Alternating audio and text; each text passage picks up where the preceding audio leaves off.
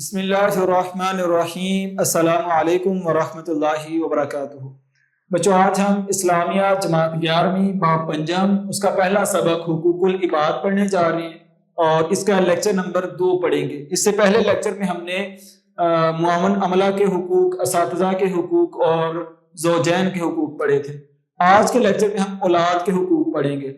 یاد رکھیں، اولاد اللہ تعالیٰ کی عظیم نعمت ہے اور اس کی قدر کا جو ہے وہ پتہ تب چلتا ہے جب اللہ تعالیٰ اولاد نہیں دیتا۔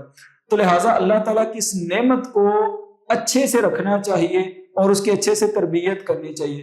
رسول اللہ صلی اللہ علیہ وسلم نے اپنی بیٹی سیدہ فاطمہ رضی اللہ تعالی عنہا کو جنتی عورتوں کی سردار قرار دیا ہے۔ اسی طرح آپ صلی اللہ علیہ وسلم نے فرمایا، اولاد کے معاملے میں اللہ تعالیٰ سے ڈرو اور عدل کرو۔ یاد رکھنا، جو شخص اولاد کے بارے میں بیٹے کو زیادہ حق دے دے گا، بیٹی کو حق سے محروم رکھے گا، جو عدل نہیں کرے گا، وہ اللہ کی عدالت میں پکڑا جائے گا۔ تو اولاد کے بنیادی کون سے حقوق ہیں؟ نمبر 1، اچھا نام رکھنا، جو با معنی ہو، جس کا معنی اچھا ہو، جس کی نسبت اچھی ہو۔ اس کے بعد تعلیم و تربیت کا حق، برابر کی تعلیم بیٹے کو بھی دینی چاہیے، بیٹی کو بھی برابر کی تعلیم دینی چاہیے۔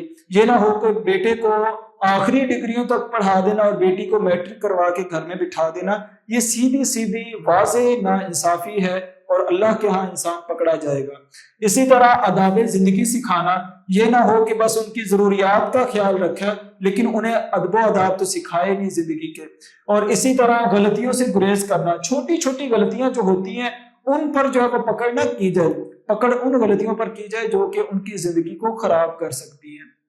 اسی طرح مناسب انداز میں سرزنش کرنا، اگر کہنے کہ انہوں نے کوئی ایسی غلطی کر دی ہے تو جہاں پہ ان کی سرزنش بنتی ہے تو پھر اچھے انداز میں کرنی چاہیے جس میں ان کی اصلاح ہو، ان کو بے جا مارنا پیٹنا نہیں چاہیے۔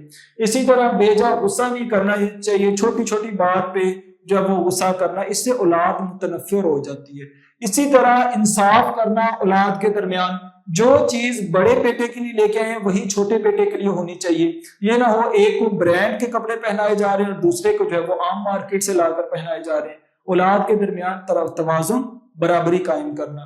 اسی طرح بنیادی ضروریات، روٹی کپڑا مکان اور دیگر جو لازمی چیزیں ہیں، تعلیم و تربیت، وہ جو چیزیں اس میں شامل ہیں ان کو پورا کرنا، یہ والدین کی ذمہ داری ہے اور اولاد کے حقوق ہیں۔ اس کے بعد بیوہ کے حقوق۔ یاد رکھیں، بیوہ کے حقوق اسلام سے قبل کیا ہوتا تھا؟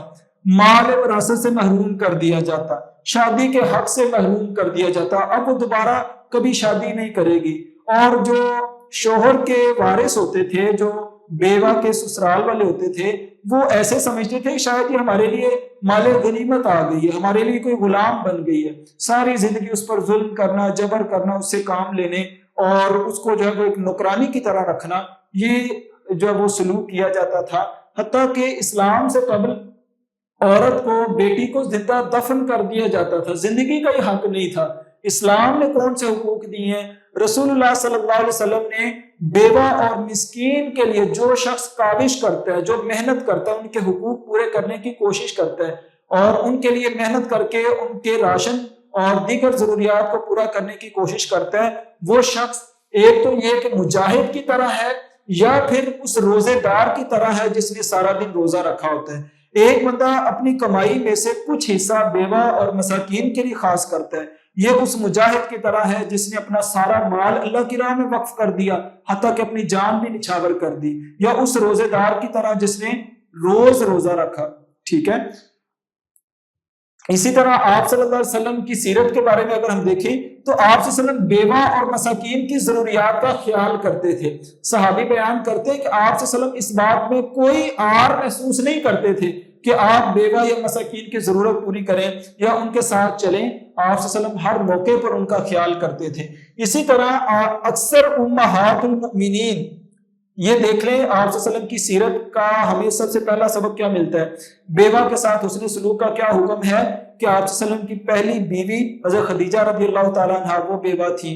اسی طرح اکثر امہات المؤمنین کون تھی؟ بیوہ تھی۔ آپ صلی اللہ علیہ وسلم نے بیوہ کے ساتھ نکاح کر کے ان کے ساتھ اچھی زندگی گزار کے ایک مثال قائم کی ہے حسن معاشرت کا ایک راستہ بتا دیا ہے کہ آپ نے میری سیرت پر اس طرح چلنا ہے۔ اب بیوہ کے کون سے حقوق ہیں؟ اسلام میں بنیادی جو موٹے موٹے حقوق ہیں، بیوہ کی عدت کا تعین کر دیا گیا ہے۔ اسلام سے قبل جو بیوہ ہوتی تھی اس کے لیے کبھی جو ہے وہ عدت ہی نہیں ختم ہوتی تھی، وہ بس اسی شوہر کے نام پر زندگی گزارے گی، جبکہ یہ 4 ماہ 10 دن زندگی گزارے، عدت گزارے گی، اس کے بعد پھر آگے نکاح کر سکتی ہے۔ لیکن اگر وہ حاملہ ہے تو پھر وضع حمل ہوگا۔